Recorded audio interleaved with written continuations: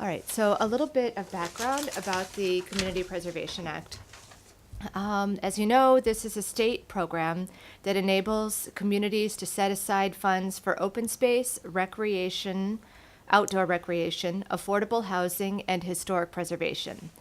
Communities have to vote to opt in to the Community Preservation Act, and Medford voted to opt in the 2015 general election.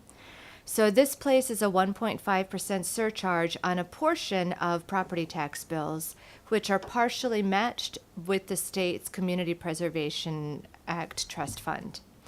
The Community Preservation Committee, who you see here today, were appointed to make recommendations about how the funds are going to be used.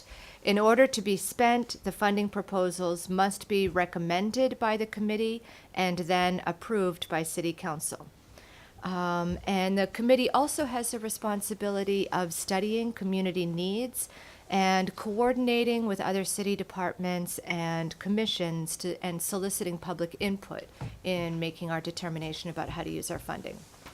So the way that Community Preservation Act funding, or the Community Preservation Act works, is that I'm going to walk over to where I can point to the presentation. You're not going to have a microphone, though? Good point. Okay. You want to just, Can I? because it's on. Does the mouse work? If I okay.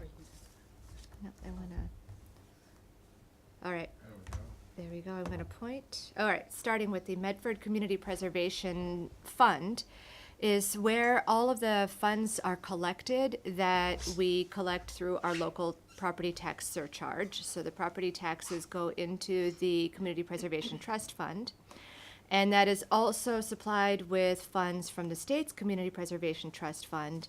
These funds come from fees from the Registry of Deeds that are collected statewide, as well as some supplemental input from the state legislature. And some of the funds, the state funds, obviously go to other participating communities. So the funds that we receive in Medford's Community Preservation Trust Fund are then utilized to fund local projects in Medford, including all of the program areas that I described earlier: open space, outdoor recreation, historic preservation, and affordable housing. Thank you. Next slide. All right. So the next thing I'm going to do is to present what are the funds that we have currently available. I think over the history of the 3 years that we've been collecting funds to date, we've collected somewhere in the order of $4.3 million. And currently we spent an amount in last year from the first 2 years of funds that were collected. And currently we have approximately 1.9 million CPA funds in reserve for FY 2019. Now, 10% of those funds, a minimum of 10% of those funds, must be spent or reserved for each of the program areas each year. So that leaves about $157,000 in each of the program area reserves for affordable housing, open space and recreation, and historic preservation. And that means that about 1.39 million are undesignated. That is, they can be spent in any of these program areas. And we've also committed $78,700 this year for administrative costs. Any administrative costs that aren't spent will be returned back to the reserve for the next year. So that minimum amount, 10% for each program area, is a guarantee. However, the undesignated amount can be used in any program area. It is our hope that, or our intention, that the Commission will be able to allocate approximately evenly among each of the program areas. Of course, our allocation is based on the proposals that we receive each year, and we are not committed to spending exactly evenly among the program areas. But if we were to reach these equal targets, approximately $600,000 would be spent in each of the 3 program areas. That's good, thank you. We are, based on input that we received or feedback that we received after the first year of funding, we have instituted or we've made some changes to the application process that we'll be talking about today. And one of the first changes is the introduction of a small grants program, wherein we will be setting aside $50,000 of the total funds for small projects. These are projects where requests of up to $5,000 of CPA funding can be committed for a project that might have matching funds coming from another source that can cost up to $10,000 in total. And these small grants have a rolling application process, and the applications may be submitted at any time throughout the year. Who can apply for Community Preservation Act funds? The City of Medford, any department or division of the City of Medford, any organization legally registered in Massachusetts, and individuals. It is important to note that you must be applying for a project. They must be capital improvement projects, and the projects must pertain to an asset that is owned by the applicant or the applicant is a co-owner. For projects that entail City of Medford properties, the City of Medford obviously must be a co-owner, and it's very important that the applicant must coordinate through the mayor's office to ensure that there's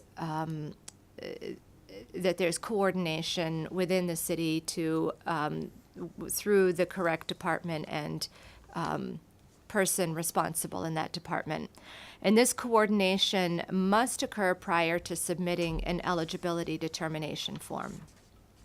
So that's jumping ahead a little bit, going back to what are the overall steps to application. The first step is submitting an eligibility determination form. This is a short application with a project description that will be used by the committee to determine whether the project is eligible.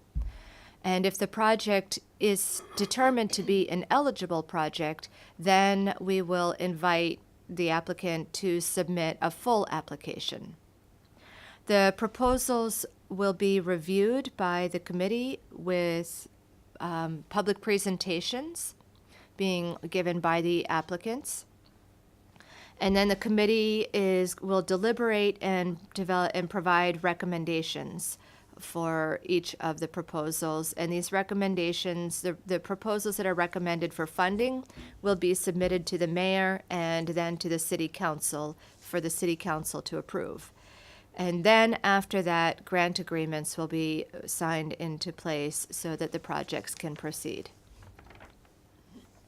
So project eligibility is based on guidance that is in the state legislation. We have to abide by the rules that are laid out in the state legislation. On the screen, which obviously you can't read from here, but printed versions of this are available, and we can point you to where to find a printed version easily. This matrix is intended to help guide proponents in understanding what constitute eligible projects. Across the top of the matrix are the 4 program areas: open space, recreational land, historic resources, and community housing. And down the left side of the matrix are the actions that you can undertake within each of those program areas. Those actions include acquisition, creation, preservation, support, and rehabilitation and restoration. And you'll notice that there are yes and no's in each of the boxes in this matrix. That's because within the legislation, it spells out that some of these actions are available for some program areas and not for others. And the small print within the boxes along the top row and the left are definitions, and it's very important to pay close attention to these definitions in defining a project so that it can meet these eligibility criteria. And next, after determining that the project is eligible and a proponent submits an application, the committee is going to review the application based on project evaluation criteria that are also available within the application packet. In fact, I believe the eligibility criteria themselves are part of the application packet as well. And so just to review the criteria that we'll be looking at, we're looking for projects that align with community preservation plan goals and priorities. We prepared in 2017 a community preservation plan, which will show momentarily some highlights of that plan that lay out how it is that what we have determined to be the needs and goals and priorities for the city. Also, the completeness of the application, projects that show comprehensive community-centered multidisciplinary support, coordination, and planning, public benefit, short versus long-term benefit, and visibility, due diligence, readiness to proceed, preservation of existing resources versus new development, lifetime cost and impact, and the amount of funding requested relative to the actual funds available, and the priority of competing requests. So the following slides, I'm not going to read through all of this information, but the information is within the 2017 Community Preservation Plan, and there are one-page summaries for each of the program areas showing what our goals and priorities are. One important thing to note is that we do allow some projects to apply off schedule. We'll review the timeline for the application schedule momentarily. Proponents that are seeking to apply for projects outside of our prescribed timeline must be high priority projects according to the priorities that are spelled out in this plan. And as well, they must be driven by outside timing requirements that are the reason for the off-cycle application. So we'll just skip through each of these 4 slides that show the program area goals and recommendations. So finally, we'll just review the timeline. So today or this week have been pre-application info sessions. And of course, this information, it's not required that people attend this application info session. This is for your benefit, and you're welcome to contact the committee, contact Danielle Evans, our coordinator, for information at any time. The eligibility determination forms are due April 6th. 26. I'm sorry, thank you, April 26th.